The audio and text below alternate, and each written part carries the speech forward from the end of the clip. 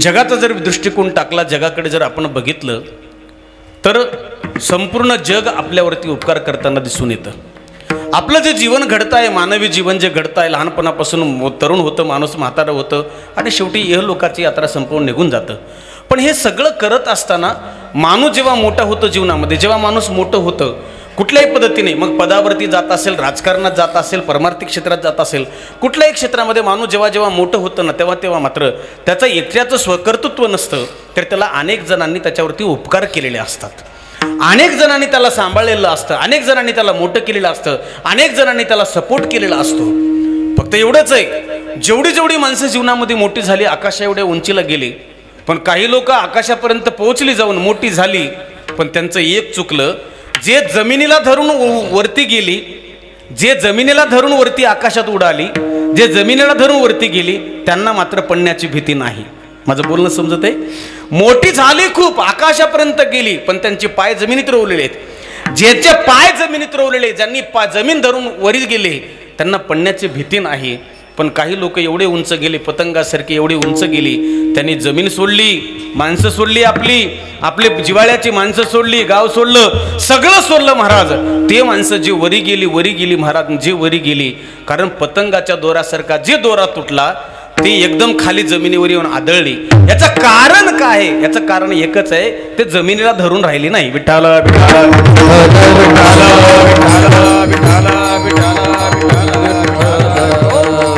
माझा बोलण्याचा अर्थ समजून घ्या. आपलं जीवन जे घडतंय ना, याचा अर्थ आपल्यावरती अनेकांचे उपकार आहेत. बघा तुम्ही, हे जग आपल्यावरती उपकार करते महाराज. रामपूरकर, आपण भाग्यवान आहोत महाराज, आपण जिवंत आहोत, आपलं हातपाय चांगले आहेत, तब्येत चांगली आहे, परमात्मा अजून काळाने आपल्यावरती घाला घातलेला नाही. आपण आज कीर्तन भजन परमार्थ करण्यासाठी मंदिरात बसलेलो आहोत, हे त्याचे उपकार आहेत महाराज. हे त्याचे उपकार नसते तर आपण इथं बसू शकलो नसतो. म्हणून आपल्यावरती अनेकांचे उपकार आहेत महाराज. सुभाषितकार खूप गोड बोलतात. रविचंद्रो घना वृक्षो नद्योगावश्य सज्जनः येते परोपकारार्थम युगे देवेन निर्मितः. अशा काही जगात वस्तू आहेत की त्या आपल्यावरती उपकार करतात. एका वस्तूचं, एका पदार्थाचा विचार करायचा ना, अभंगामध्ये प्रवेश करायचा आहे. रविचंद्रो घना वृक्षो, आकाशामध्ये जो महाराज सूर्य उदय लावतो, सूर्य उदय होतो, सूर्य प्रगट होतो, कोणासाठी होतो? बोला चला, सूर्य कोणासाठी उगवतो रे? ए बाळांनो, सूर्य कोणासाठी उदयाला येतो? जाऊ द्या, चला ठीक आहे. सूर्य कोणासाठी उदयाला येतो रे दादा? कोणासाठी येतो? म्हशीसाठी? कोणासाठी येतो सूर्य? सूर्य माणसासाठी उगायला येतो का? माझी माऊलींची भाषा आहे. माऊली ना अनन्य गती कमळा सूर्य उदयी जय वेळोवेळा. सूर्य अनन्य गती कमळा करता उदयाला येतो, पण संपूर्ण जगाला फायदा आहे आणि सूर्य हा जगावरती उपकार करतो. सूर्य उदय झाला, संपूर्ण जगाची पहाट होती महाराज.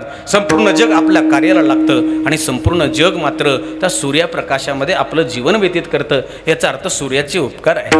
दुसरे उपकार आहेत कुणाचे? चंद्राचे उपकारच आहेत ना आपल्यावरती. चंद्र, आपण चतुर्थीला त्याची पूजा करतो ना संध्याकाळी 10 वाजता, तर चंद्राचा अमृताचा वर्षाव करतो, चंद्र सुख प्रदान करतो, म्हणून चंद्राचे उपकारच आहेत. एक आहे सूर्याचे उपकार आहेत, दुसरे चंद्राचे उपकार आहेत. तिसरी गोष्ट आहे नदीचे आपल्यावरती उपकार आहेत महाराज. नदी ब्रह्मगिरी पर्वतावरून निघते आणि जाऊन मिळते ते समुद्राला. जोपर्यंत नदी समुद्राला मिळत नाही तोपर्यंत त्या नदीचं महाराज पूर्णत्व प्राप्त होत नाही, तोपर्यंत नदीला पूर्णत्व प्राप्त होत नाही आणि तिची येरजारही संपत नाही आणि तिची जीवन यात्राही संपत नाही महाराज. तुका म्हणे गंगा सागर संगमी अवघ्या झाल्यावर मी एकमय, अवघ्या झाल्यावर मी एकमय. तुका सागर संग अवघ्या झाल्यावर एकमय, अवघ्या झाल्यावर मी. तुका म्हणे गंगा सागर संगम अवघ्या झाल्यावर मी एकमय, अवघ्या झाल्यावर मी एकमय.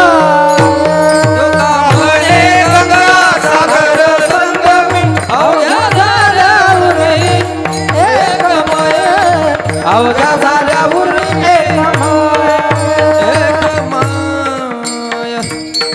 तुका म्हणे गंगा सागर संगमी अवघ्या झाल्यावर मी एकमय.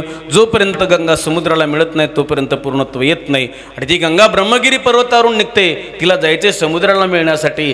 पण जात असताना मात्र जगावरती उपकार करीत जाते, जगाला काहीतरी चांगलं देत जाते, जगावरती उपकार करते. माऊलींची गोड भाषा आहे. का फेडीत पाप ताप पोखीत तिरीचे पादप, समुद्रा जाय आप गंगेचे जैसे गंगा. काय करते? जाताना झाडाला झुडपाला गवताला वेलीला दगडाला पशूंना पक्ष्यांना सगळ्यांना पाणी देत जाते महाराज.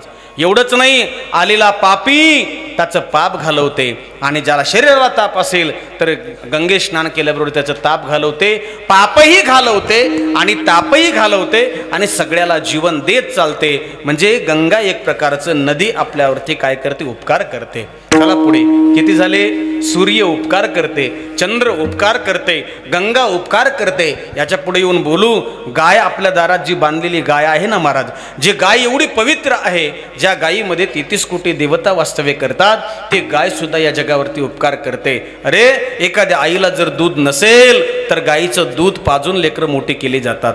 गायीचं काय वायाला जातं मला सांगा ना तुम्ही? गायीचं काय वायाला जातं? आपण शेतकरी माणसे आहेत सगळे. गायीचं शेण सुद्धा घरात जर सारवलं तर घर पवित्र होते. गायीच्या गोमूत्राने अनेक रोग बरे होतात. गायीचं शेवटी शेणही उपयोगाला येतं. गायीचं दूधही एवढं पवित्र आहे आणि एवढं पवित्र आहे महाराज, रोग निवारक दूध आहे महाराज. का? माऊलीची भाषा आहे महाराज. पाये पा दूध पवित्र आणि गोड, पासी त्वचेची या पदर आड, परिते अवेरुणे गोचिड. अशुद्ध काही नस अशुद्ध काही सेविती, पवित्र आहे दूध देते गाय. म्हणून गायीचे उपकार येत. पण अवघड आहे महाराज, या हिंदुस्थानमध्ये एक गोष्ट मात्र कठीण आहे. गायही संकटात आहे आणि या हिंदुस्थान मधली मायही संकटात आहे. विठ्ठला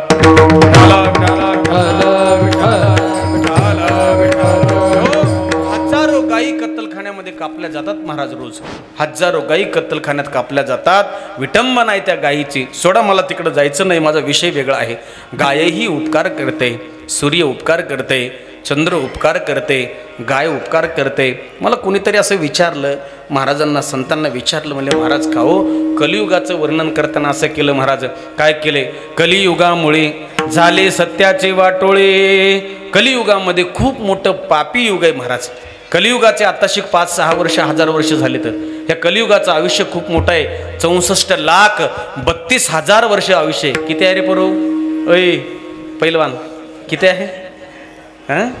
64,32,000 वर्षाचं आयुष्य. कशाचं? झोपले काय तुम्ही? किती किती? 64,32,000. आकडा कमी जास्त झाला तर संपल्यावर ग्रंथ बघून घ्या तुम्ही, काय अडचण आहे. एवढं आयुष्य आहे. मग एवढ्या आयुष्यामध्ये लोक म्हणले महाराज कलियुग खूप पापी आहे, खूप वाईट आहे, खूप वाईट आहे, खूप वाईट आहे. कलियुगामध्ये सगळ्या घटना काय काय घडणार